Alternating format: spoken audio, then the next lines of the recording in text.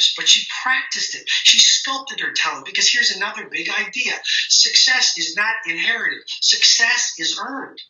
Success is not inherited. Success is built. It's developed. It's earned. And that's a little scary thought, because it means that your life right now is really a function not of luck, not of genetics, but you have the life you settled for. You have the life you've earned. Your choices have created your results today. And if your life is not exactly where you want it to be right now in terms of your productivity, your finances, your mindset, your happiness, your impact on the world, not to worry. We're going to get into some fantastic tactics on how you can rewire your mindset, how you can rewire your productivity, how you can rewire your life. But I got to get into this example, the final one, is the neurotransmitter of motivation. And it doesn't happen playing Grand Theft Auto 5. It doesn't happen gossiping at the water cooler. It doesn't happen being addicted to distraction. Dopamine is released when you do difficult things, when you are focused, when you achieve a small win and you say, yeah, I did it. Yeah, I know I'm excited. I know I love this material, and I hope it's interesting and valuable to you. Fourth big idea on success, frontal cortex, the prefrontal cortex.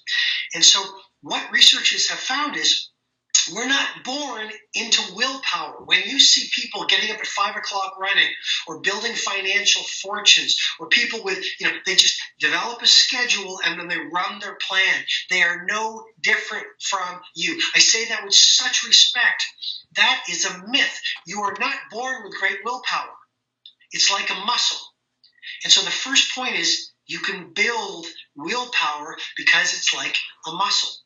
And so there's this part of the brain called the prefrontal cortex. And as you flex the prefrontal cortex, and I'm going to share how, as you develop it like a muscle, the gray cells and the neural connections within the prefrontal cortex start to grow.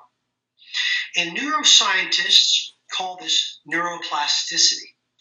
In other words, the idea that your brain is fixed, that you have to have the brain you were born with, is a myth. It's a lie. It's been debunked by science. The fixed brain theory is not true anymore. Neuroscientists are realizing that you actually have a growth brain, and that the brain you have right now, all 24,922 of us on this webinar, I guess with me it's 24,923, we don't have the brains we were born into. We have the brains we have earned. And as you start to learn that and practice neuroplasticity and work on the part of the brain, the prefrontal cortex, responsible for self-control, you have more self-control. To me, that's a game-changing insight. And I call it the London cabbie syndrome. And here's why. London cab drivers were studied.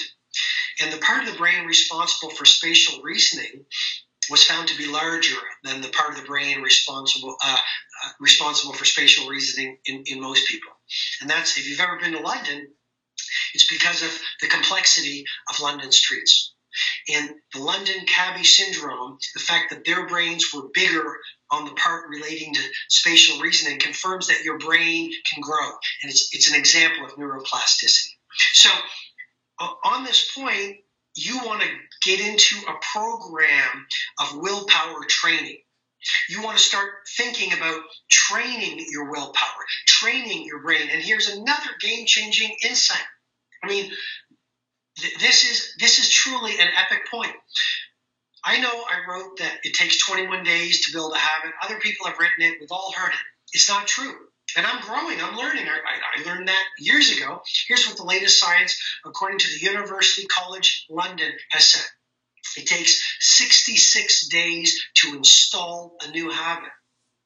66 days to work on your prefrontal cortex, to wire in getting up at 5 o'clock, to wire in not having dessert, to wire in scheduling your week, to wire in all the things that I teach my elite level coaching clients that allow them to be some of the most successful people in the world.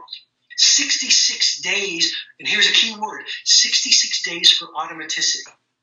66 days of practice. So what do most of us do? We say, I want to start getting up early. I want to start getting to the gym.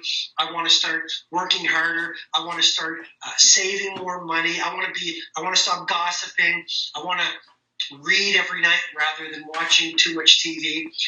And ladies and gentlemen, we do it for 5 days or 10 days, and it gets uncomfortable, and we give up.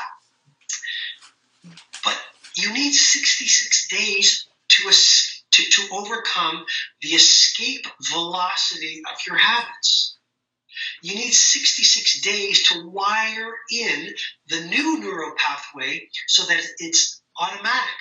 And again, that word, automaticity. Think about automaticity. 66 days to wire in a new habit that will serve you incredibly well for a lifetime. Okay.